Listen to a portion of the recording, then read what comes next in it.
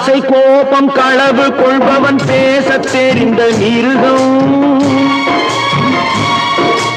அன்பு நன்றி கருணை கொண்டவன் மனித வடிவில் தெய்வம். இதில் மிருகம் என்பது கள்ள மனம், உயர் தெய்வம் என்பது பிள்ளை மனம்.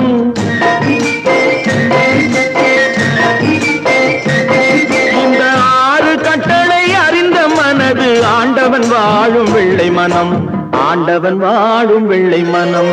6 மனமே 6, அந்த ஆண்டவன் கட்டளை 6. தேர்ந்து மனிதன் வாழும் வகைக்கு தெய்வத்தின் கட்டளை 6, தெய்வத்தின் கட்டளை 6. 6 மனமே 6, அந்த ஆண்டவன் கட்டளை 6.